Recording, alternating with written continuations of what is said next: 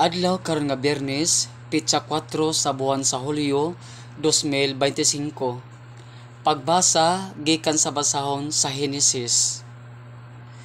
Namatay si Sara sa usa ka gatos ug kawaag 7 ang iyang panuigon.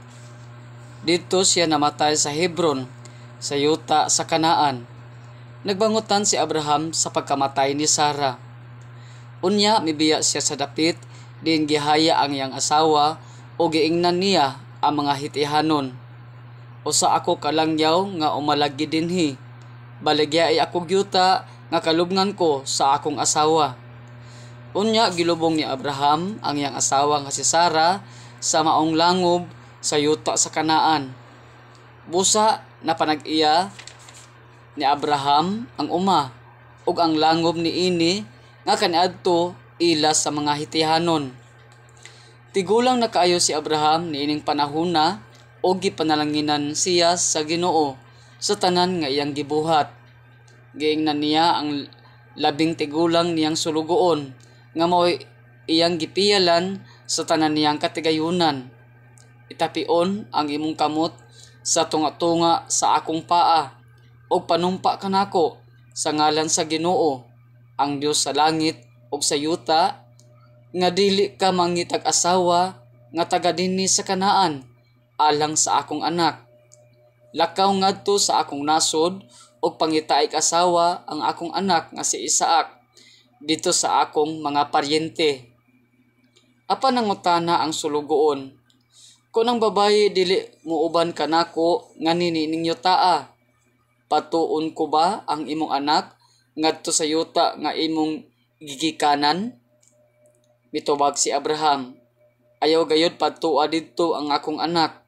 Ang Ginoo nga Dios sa langit nagdala kanako gikan sa balay sa akong amahan ug gikan sa yuta sa akong mga paryente ug nanumpa kanako nga ihatag niya kining yutaa ngadto sa akong mga kaliwat.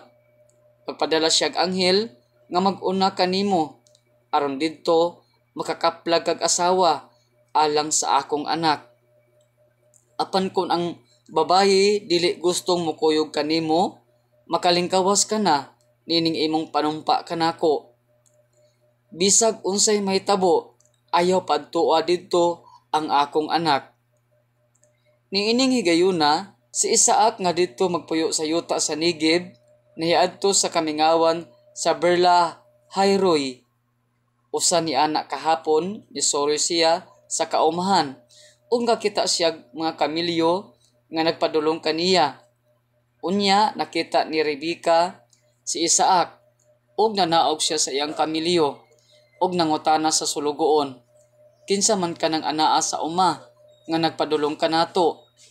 Ang sulugoon mitubag, siya ang agalon ko. Busa gikuha ni Rebeka ang iyang kupo ug gitabunan niya ang iyang naong. Si Isaac gisuginlan sa sulugoon sa tanan nga iyang nahimo.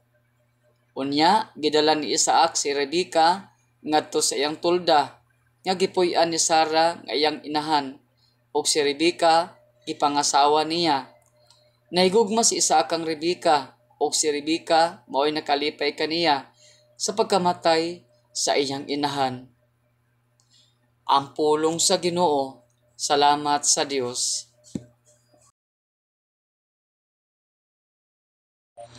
Pagbasa gikan sa santos nga ebanghelyo sumala ni San Mateo. Himayaon ikaw, o Ginoo. Unya mibiya si Jesus niadtong dapita ug samtang naglakat siya, nakita niya ang usa ka kobrador sa buhis nga ginganlag Mateo nga naglingkod sulod sa iyang opisina. Miingon si Jesus kaniya, "Sunod ka nako." Ug mitindog si Mateo ug misunod kaniya. Samtang nagkaon si Jesus didto sa balay ni Mateo, may daghang kobrador sa buhis ug mga makasasala nga miduol ug misalo kaniya ug sa iyang mga tinun-an. Nakakita niini ang pipila ka Parisiyo ug iyon sa iyang mga tinun-an. Nganong nakigsalo man ang inyong magtutudlo sa mga kobrador sa buhis ug sa mga makasasala? Nakadungog si Jesus kanila ug mitubag, ang mga tawo nga walay sakit wala makinahanglag doktor, kundili ang mga masakiton ra. Lakat og susiya ninyo kung unsay kahulugan ni ining bahina sa kasulatan nga nag-ingon, wala ako magkinahanglan og mga halad nga mananap, kundili kaluoy. Kay wala ako moani aron pagtawag sa mga matarong, kundili sa mga makasasala. Mga igsoon, ang ebanghelyo sa atong Ginoo. Daygon ikaw, O Kristo.